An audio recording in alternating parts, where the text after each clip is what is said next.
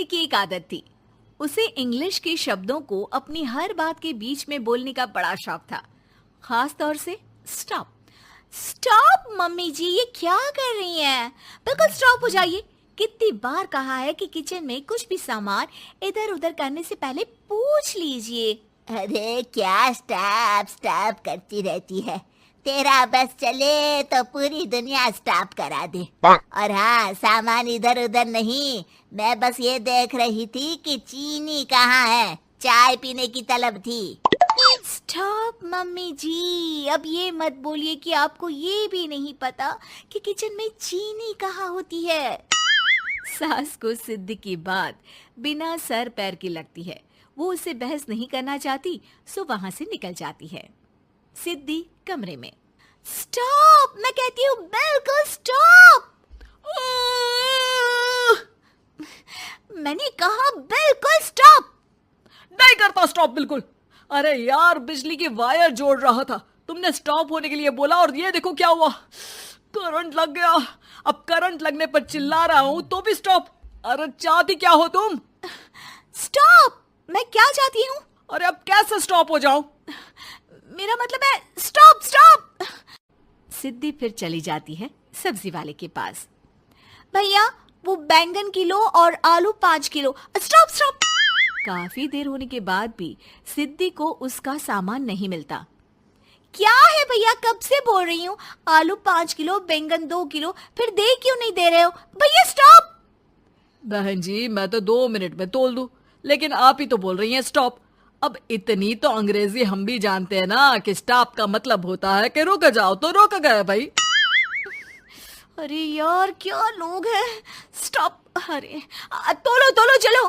किसी तरह सामान लेकर सिद्धि घर आती है, जहां वो देखती है कि ढेर सारे मेहमान बैठे होते हैं। सिद्धि आते ही जोर से चिल्लाती है, स्टॉप! आप यहाँ सब कैसे? अरे अब कैसे स्टॉप हो जावे बहू, जितना आना था आ गए हम। हाँ बैठिए ना।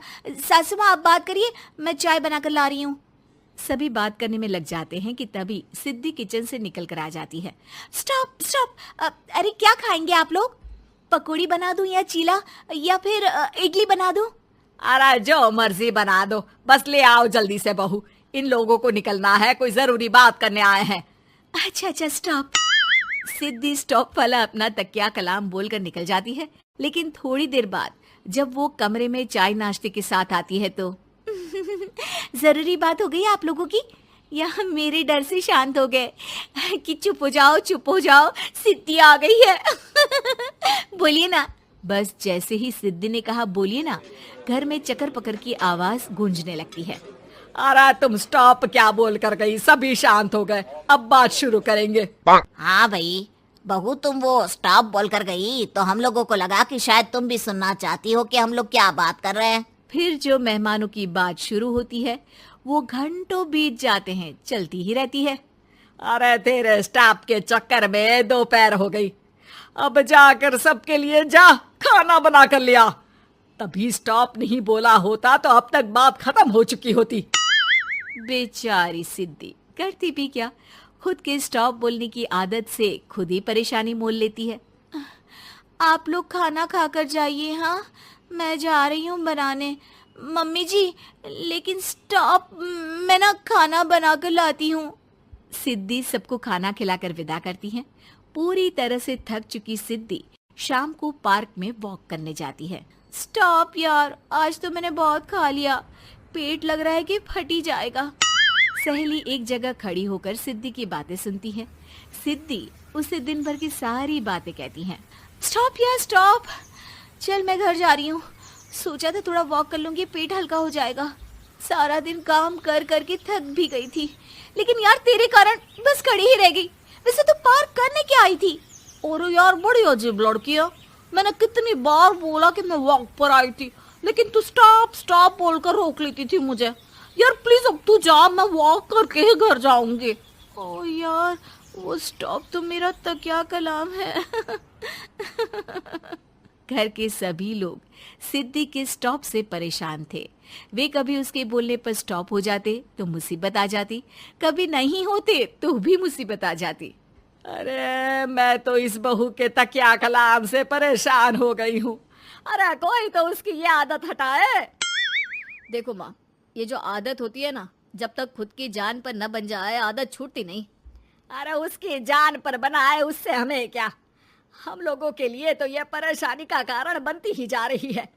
उधर सिद्धि खुद सोचती है, अरे यार, पहले बाजार से देर, फिर दिन का सारा खाना, और फिर पार्क में मैं टहल भी नहीं पाई। क्या करूं?